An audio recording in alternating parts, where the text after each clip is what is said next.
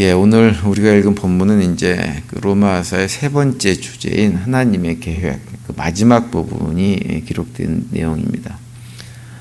로마서의 세 번째 주제인 하나님의 계획은 하나님께서 가장 먼저 선택하셨던 이스라엘 백성들을 어떻게 다시 구원해 내실 것인가 하는 문제를 다루고 있죠. 그러면서 이제 결론적으로 하시는 얘기는 뭐냐면 하나님께서 이스라엘 민족 가운데 참 이스라엘은 반드시 구원해내고 마실 것이다 라고 하는 것으로 결론을 내립니다.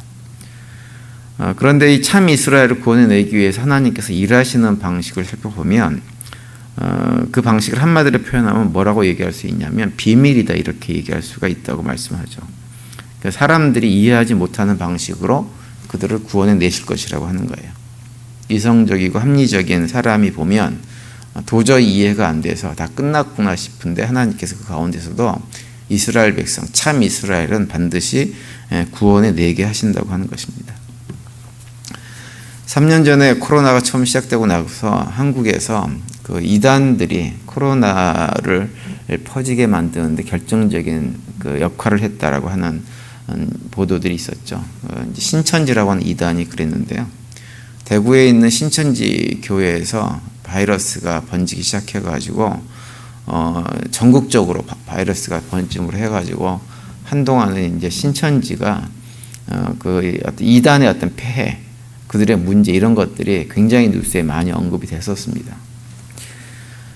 그런데 얼마 지나지 않아가지고 그 불똥이 어디로 튀었냐면 교회로 튀었습니다. 교회도 신천지 못지않게 정부의 방역 지침 같은 것들을 갖다가 무시하고 예배드리겠다고 버티고 이런 일을 하다가 결국 벌금을 이렇게 받기도 하고 교회가 폐쇄되는 일도 일어나고 이런 일들이 있었죠. 당시에 이제 그런 일들이 일어나게끔 만든 결정적인 이유를 제공한 사람이 그 정광민이라고 하는 사람이 목사로 있는 사랑제일교라고 하는 교회로 인해 가지고 그런 일들이 더 많이 확산이 되었었습니다. 최근에 한국에서 목회하는 친구 목사들이 여러 명 많이 있는데요. 그 친구들하고 얘기를 하다 보니까 어떤 얘기를 하냐면 목회하기가 너무 힘들다고 하는 거예요. 너무너무 힘들대요. 그래서 어떤 친구는 지금 상황을 이렇게 보면서 정말 울고 싶다 이런 얘기를 한 친구도 있었습니다. 그러면서 그 친구들 한 얘기가 이 상태로 계속 가면 얼마 지나지 않아서 한국교회 대부분이 문을 닫게 될 것이고 한국에 있는 그런 대형 교회들 같은 경우도 유럽에 있는 큰 성당들처럼 사람들에게 이렇게 관광지로나 보여지는 어떤 그런 시대가 곧 올지도 모른다 이런 얘기를 하는 친구들도 있었습니다. 뭐 한국뿐만 아니라 미국도 그렇고 요즘 기독교가 점점 약해지고 사람들이 기독교를 떠나고 교회가 점점 문을 닫는 일들이 점점 많아지죠. 그래서 많은 걱정들을 합니다. 그런데 이제 우리가 그런 상황이 와도 우리가 잊지 말아야 될 것이 있어요. 그것은 뭐냐 하면 하나님은 좋으신 분이라고 하는 거예요. 그분은 선하시다고 하는 거예요. 그리고 그분은 우리가 아는 것과 차원이 다를 만큼 부유하시고 풍성하신 분이라는 사실을 잊지 말아야 됩니다. 그분은 좋으신 분이고 풍성하신 분이기 때문에 우리 삶의 자리에서 특별히 하나님 백성들이 이 땅을 살아가면서 여러 가지 문제 어려움들을 당하더라도 그 문제를 결코 나쁘게 결론을 내리시는 분이 아닙니다. 설사 그것이 우리에게 보기에는 다 끝나고 망한 것 같고 더 이상 아무런 소망이 없는 것처럼 보여도 부유하시고 풍성하신 좋으신 하나님은 그 모든 것들을 역전시켜서 반드시 새로운 역사를 일으키시는 분입니다. 우리가 중세교회를 보면 교회가 완전히 무너져가지고 더 이상 소생될 가능성이 없어 보이는 처지로 떨어졌었습니다. 그래서 우리가 흔히 중세시대, 중세교회를 암흑시대의 교회라고 얘기를 하죠. 그런데 그렇게 모든 교회가 무너지고 더 이상 기독교적인 어떤 신앙적인 고백이 교회에서 사라지고 온갖 미신이 들어가지고 교회가 다 무너져 있는 것처럼 보이던 그 순간에 하나님께서 마틴 루터라고 하는 한 사람을 통해 가지고 종교개혁의 불씨를 일으키시고 교회를 새롭게 개혁해가지고 또 오늘날의 교회, 특별히 이 19세기에 굉장히 번성했던 그런 교회의 자리로 세우셨던 것이 교회의 역사입니다. 그렇기 때문에 결코 하나님은 우리가 볼 때 다 망한 것 같다, 끝났다, 절망적이다라고 하는 순간이 절망으로 끝나게끔 놔두지 않으시는 분이라는 사실 우리가 잊지 말아야 됩니다. 그래서 소망을 가져야 됩니다. 오늘 본문 25절에 보시면 이렇게 말씀합니다. 형제들아 너희가 스스로 지혜 있다 하면서 이 신비를 너희가 모르기를 내가 원하지 아니하노니 이 신비는 이방인의 충만한 수가 들어오기까지 이스라엘의 덜어는 우둔하게 된 것이라고 말씀을 시작하고 있어요. 여기 보면 신비를 너희가 모르기를 내가 원하지 아니한다라고 말씀하고 있는데, 여기서 신비라고 하는 것은 무엇이냐 하면 다른 것이 아니라 이스라엘 백성들의 완고함 속에 숨겨져 있는 신비, 비밀을 말씀하고 있는 거예요.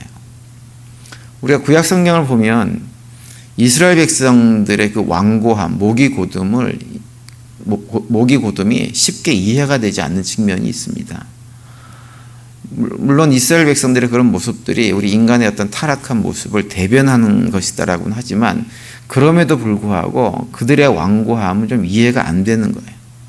어떻게 그렇게 수많은 하나님의 행하심, 역사, 기적을 경험했음에도 불구하고 조금만 불편하면 하나님을 떠나서 우상 숭배하고 하나님을 원망하고 지도자들을 비난하는 일들을 반복해서 하는지 모릅니다.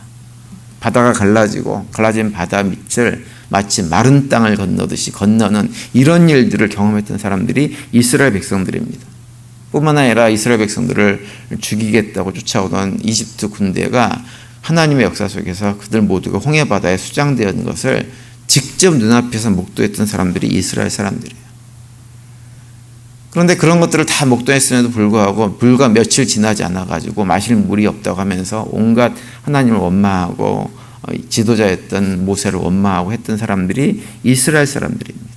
어쩜 그렇게 빨리 마음이 변하는지 모릅니다. 또 그 외에도 사사기에 보면 하나님께서 이스라엘 백성들이 우상 섬기고 잘못된 길을 갈 때 이방 민족을 통해 가지고 그들을 좀 징계하시고 훈련시키고 이런 과정을 통해서 다시 그들이 고통 가운데 떨어지면 그들이 하나님께 다시 부르짖고 하나님께도 부르짖으면 사사 보내주셔가지고 그들을 다시 회복시켜 주시는데, 사사를 보내주시고 나서 문제가 다 해결되고 나면 또 얼마 지나지 않아가지고 똑같은 일을 또 반복합니다. 또 우상 섬기고 또 죄악된 길을 걸어가고 이런 일들을 계속 반복합니다. 이해가 되지 않는 일들을 이스라엘 백성들이 하는 것을 볼 수가 있어요.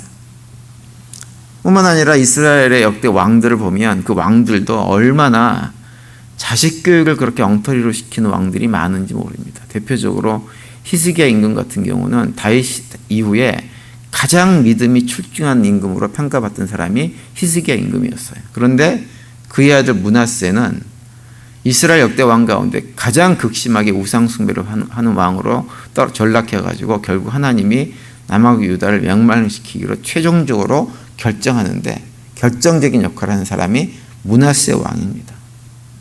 어쩜 그렇게 히스기야 왕처럼 뛰어난 왕, 믿음이 좋은 왕 밑에서 그런 아들이 태어나가지고 결국은 이스라엘 민족 전체를 멸망의 자리로 떨어뜨리게 만드는지, 이런 모든 것들이 이해할 수 없는 측면입니다.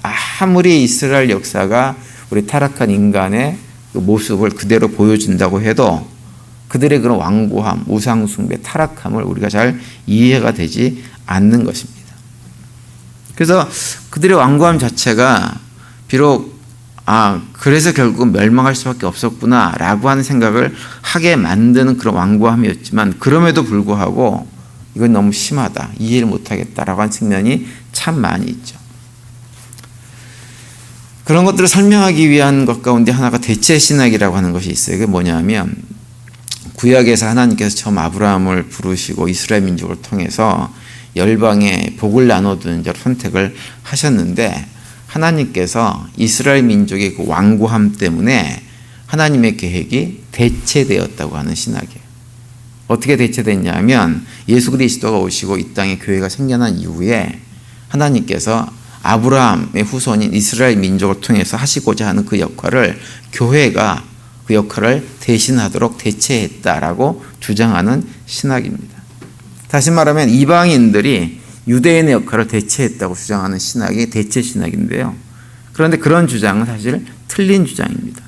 왜냐하면 우리가 요즘 묵상하고 있는 로마서 9장부터 11장까지의 말씀을 보면 하나님의 계획은 대체된 것이 아니라 결국은 궁극적으로 그 이스라엘 역사 가운데 참 이스라엘은 반드시 구원하는 것이 하나님의 계획이었기 때문에, 그리고 그 이스라엘 민족을 통해서 결국은 이방 민족을 다 구원하는 것이 하나님의 계획으로 완성되어지는 것이기 때문에 그 대체 신학은 잘못된 것입니다. 그래서 하시는 말씀이 이방인들 중에서 구원받을 사람들이 다 구원을 받고 나면 하나님께서 다시 이스라엘 민족을 구원하실 것이라고 오늘 본문에서 말씀을 하고 있습니다. 그래서 25절 중간부터 26절을 보시면 이렇게 되어 있어요. 이 신비는 이방인의 충만한 수가 들어오기까지 이스라엘의 덜어는 우둔하게 된 것이라. 그리하여 온 이스라엘이 구원을 받으리라. 이렇게 말씀을 합니다. 그러면서 29절에 보면 하나님의 은사와 부르심에는 후회하심이 없다라고 말씀을 하고 있어요. 하나님께서 행하시는 모든 일은 후회하심이 없습니다. 이스라엘을 부르신 일도 하나님께서 후회하신 일들이 결코 될 수가 없는 거예요. 또 31절과 32절에 보면 이렇게 말씀합니다. 이와 같이 사람들이 순종하지 아니하니 이는 너희에게 베푸시는 긍휼로 이제 그들도 긍휼을 얻게 하려 하심이라. 하나님이 이 모든 사람을 순종하게 하지 아니하는 가운데 두심은 모든 사람에게 긍휼을 베풀려 하심이로다. 이렇게 말씀을 하고 있어요.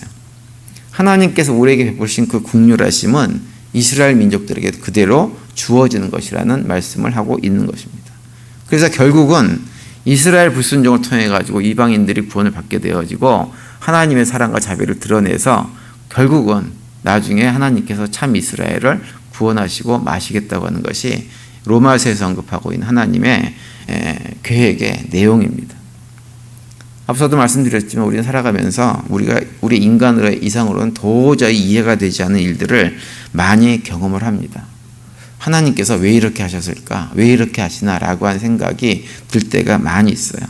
그런데 우리가 그런 상황들을 경험할 때 너무 우리의 이성을 믿고 의지해가지고 이성적으로 판단이 안 된다고 해서, 경험적으로 판단이 안 된다고 해서, 우리의 지식으로 해석이 안 된다고 해서 그것에 대해서 너무 절망할 필요가 없다고 하는 거예요. 너무 모든 것들을 다 해석하고 확인하려고 할 필요가 없다고 하는 거예요. 하나님께 맡길 것은 맡겨야 됩니다. 그것이 우리의 겸손함입니다. 그래서 우리가 해야 될 것은 무엇이냐? 하나님의 선하심, 하나님의 자비와 사랑, 하나님의 풍성하심, 그분의 부유하심을 믿고 모든 상황을 지켜보는 거예요. 너희는 가만히 있어 나의 하나님됨을 알지어다라고 말씀하신 것처럼 하나님께서 행하시는 것들을 지켜보는 것입니다. 하나님은 우리의 생각과 지식과 경험을 훨씬 더 뛰어넘어서 선하고 아름다운 계획들을 가지고 계신 분이라는 사실을 확신하면서 하나님을 바라보는 거예요. 그럴 때 우리는 낙심하지 않고 아무리 상황이 나빠도 절망하지 않고 소망 가운데 믿음의 길을 걸어갈 수가 있게 되는 것입니다.